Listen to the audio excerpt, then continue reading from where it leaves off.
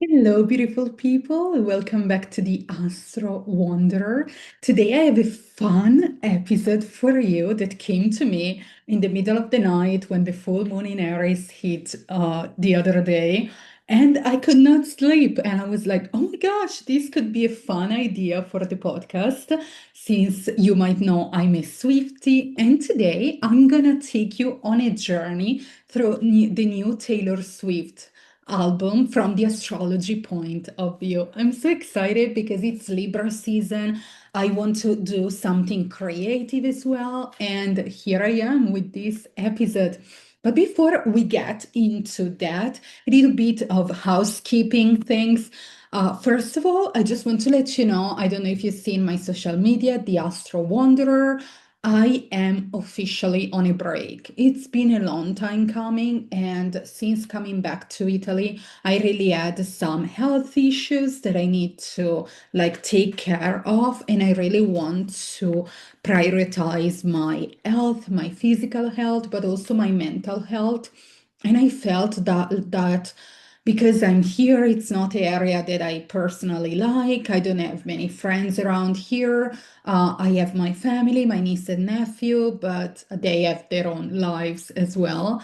And when I had some free time, I found myself always on social medias, not only for my business to create videos and research videos and all of that, which is the business part and it would be fine, but really going into dumb scrolling all day and then ending up, okay, an hour later, where am I? And I know this is also the low road of Pisces, and I'm my correct progress moon in Pisces, which is like escapism, and I don't want to do that anymore. So I really needed to be disciplined in that. I really devote to myself and especially my health, physical, mental, spiritual, because I don't believe that if you have a body issue, it's only about your body. You are not a body, you are a whole body, energy, mind. So I really want to take care of my health and prioritize my health since I'm in my first season of the Zodiac, as I explained in an episode back about really this season of life. Libra falls in my first house. The first house, it's all about yourself, your body, your identity. So I feel like I needed to take a break, a detox to be able to reconnect to myself. And also, I decided that on Monday, I believe, when for the 10th time in a row, I draw a card and it was retreat, restore, retreat, restore. That was the message, and I couldn't ignore it anymore. So I'm on a social media break. However, my business is not on break. I'm still doing readings. The calendar of October is open. You can find the link in the show notes or go to luanabossetti.com/services. You see all the readings that I'm offering this month. Also, I'm still running my program, my astrology immersion, and I'm running events every month. Um, I'm gonna put it in the show notes because every second Sunday of the month, I'm running a free event for all of you to connect deeper with astrology and use it in your day-to-day life. And then the on a new moon, I run a paid event on a new moon circle by myself or with other facilitators. So you don't want to miss that. That's not on my website, but make sure to subscribe to my Dreamers letter, the Monday inspirational letter that I send to get all the details about the events. I will put also the link for the free event that it's coming up this weekend on Sunday at 4 p.m., I believe, UK. Make sure, check it because I never remember my own events, which is funny. But yeah, subscribe to the Dreamers letter and you can get free content all the time. You can have a freebie of astrology of your big three as well. So you can go on my website. You can choose between two freebie to subscribe to the newsletter as well. If you prefer the astrology one or astrocartography, so just go to my website, luanabossetti.com, and you will find everything about the readings and the freebies. So having said that, I'm so excited to dive into this episode. So let's take a deep breath. Let's take a sip of your favorite drink. Today I have it's like a Turkish tea that I got when I was in Turkey with red berries, I think, or red flowers. I don't remember, but it's really good. So I have my cup here. So let's take a deep breath together and a sip of tea, and we will start. So inhale through your nose, exhale through your mouth. Do it on your own timing, and then we start. There we go. So today, for all the Swifties out there, this is the episode for you, but also for the people that like music and they want to connect astrology with music. I think it's so fun. And it's actually perfect because the new album by Taylor Swift called The Life of a Showgirl actually has 12 tracks, like the 12 zodiac signs. So I'm gonna go deeper and explain why, in my personal opinion, then other astrologer might think otherwise, because astrology is also very personal, very interpretive. Why I chose each track and associated with signs. So let's start with Aries. So for Harris, I actually chose the last track of the album, that it's the life of a showgirl, because I think it represents like also a little bit like the start of this, like the life of a showgirl, like your identity. You identify as a showgirl. A showgirl is a person that it's also a leader. It's a person that perform. It could be associated with Leo, but I feel like this stick like because it's an identity. This song talks about like this girl wanted to be a showgirl, looking up to this showgirl and approaching her. So this kind of like leader also energy that represents Aries. And I truly believe that this is like the first like sign embodying the fiery energy of Aries, of the beginner, of the leader, and also of the identity piece, because Aries rules self, rules your identity as well. So I think like the identity of a showgirl, it's a beautiful song to associate with Aries. Moving into Taurus, I could not like not pick this song because Taurus is the quintessential essential foodie, like loves food, really grounding, so and really associated with nature and health.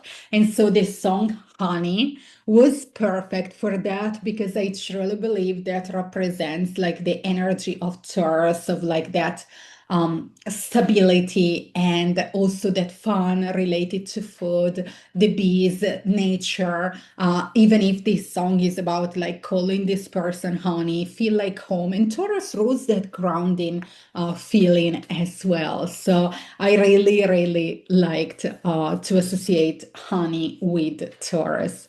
Moving into Gemini, I like chose Elizabeth Taylor because in this song um she really gives a like how do you say, like a beautiful recognition also to is Elizabeth Taylor, this amazing like showgirl as well, this amazing performer, this amazing person. And I think that Gemini sometimes is also associated with this like multifaceted. This person was not only one thing, she was doing a lot of things, and reminding her and talking about a person and talking about it, it really made me feel like this could be a very good association with Gemini energy. And Gemini at its best, the channeler from the universe. When you write songs and when you write about other people, you're really channeling through the universe. And Gemini at its best, it's really the vessel between like the universe and Earth, sharing this message in whichever form that could be music or whatever. For Cancer, moving into Cancer, I had to choose eldest daughter because it really like embodies the energy of the mother and the generation of like the feminine energy. Cancer rose the mother, rose the home, roots, ancestors, and eldest daughter, and how she talks in this like song about like what it means to be an elder, the eldest daughter, and what may come with it, like also the part, the generational traumas and all of that from your feminine lineage. It really like made me feel this the perfect song for like Cancer energy. Moving into Leo, yes, some people associate Leo with the life of a showgirl because Leo is also the performer. But I feel Leo is also so much fun. And I think the most fun song on the album, to my point of view, it's Opalite because it's one of the songs that makes you want to move like immediately. It's fun, it's light, it's that inner child Leo energy. I feel that it's so beautiful as well. So I really wanted to associate this song with Leo. Moving into Virgo. Virgo, it's like ruin the friendship. I think it was the best one because it really like I feel it's really associated with the energy also of Virgo, of a little bit the low side of Virgo, which is criticism, but also the high road of Virgo that it's been at service to other, and that could be to your friends as well. And this song, it's really about friendship, but also like what things could have been. Virgo, it's also about other overthinking. So what could have been, what if, and all of that. So I think it's very Virgo energy, this song. Then obviously for Libra, I could not like not choose actually romantic because I think like Libra, it's like ruled by Venus. It's about relationships. And so these like romance, these beautiful Venusian energy associated with Libra could not be the song that talks about like how this person really makes it feel like in the romance, like loving this person, it's actually romantic. And it's beautiful interpretation of Libra. For Scorpio, I was thinking, but then I was like, we have to go into like the more spicy song as well. Because even though Scorpio, it's like very deep, very mysterious, but also like rose sex, rose like that like sexual energy. And this song is very explicit and I really love it. And it's wood. I think it's like the name doesn't really like it's a little bit mysterious because you're like, okay, I'm going into the wood and what are we talking about? Nature, but actually it talks about like superstition. It talks about like sex and it's spicy, and that's the representation of Scorpio. Then Sagittarius. Sagittarius is ruled by Jupiter, the planet of abundance, the planet of manifestation as well. And I thought that the planet of like beliefs and visions. And I thought that wish list would be the perfect song because these really talk about what you wish. What is your vision? Like some people, like it says, some people want to win an Oscar. Other people want to play in Real Madrid. And what she really wants is to be with this person and have kids. And I think it's beautiful, and every vision is beautiful. And I think this was perfectly for Sagittarius. Um, Moving into Capricorn. Capricorn is ruled by Saturn. So I could not like not choose the father figure energy because Capricorn, Saturn, it's this masculine father figure energies, while Cancer, it's the mother, the song. So this song, it's about like the mentor and protege as well. I will be your father figure. So it's really like that Capricorn energy as well of being like also mentors and being that compassionate leader as well, like a father figure. And then Aquarius, it's canceled because Aquarius is like breaking free from things and the weirdo as well, the out of the box thinking. And even if this song, like people thought that was about like some people that were canceled in Taylor Swift lives. Actually, she's like, okay, people get canceled all the time. We live in the internet world where it's so easy to like say, okay, I'm gonna block this person because she doesn't think like me, or because I doesn't like. So it's easier to do that. But she talks actually about that she likes her friends to being canceled because that means that they are not like they are standing for what they want as well. And so I thought that Aquarius, it's like the one that it's break free from the box, doesn't care if you cancel them, if you don't like them, but it's gonna stay true to themselves because their power is authenticity. And then, last but not least, Pisces had to be the fate of Ophelia because this is a more like I think it's the most like imaginative songs because she doesn't talk so much about her life, but it's more about like Shakespeare, Ophelia, and all of that. I hope it's Shakespeare. I think so. Don't quote me on that, please. But it's really more um, like a fiction character, and Pisces can really go deep into another world and transform it and really like escape into that. And I really love the fate of Ophelia as this song represented by Pisces. So that's my take on this. However, this is my truth. That doesn't mean that is right for everybody. This is my interpretation. I would be curious to know your interpretation as well. If you're a Swiftie or if you listen to this album, make sure to comment on YouTube if you're watching, and make sure to subscribe as well. I'm trying to grow my YouTube following because I really love to like give longer content, not just the content that you can see on social media that it's short. I really want to give longer content. So make sure to follow me there and follow me in whichever platform you are listening to.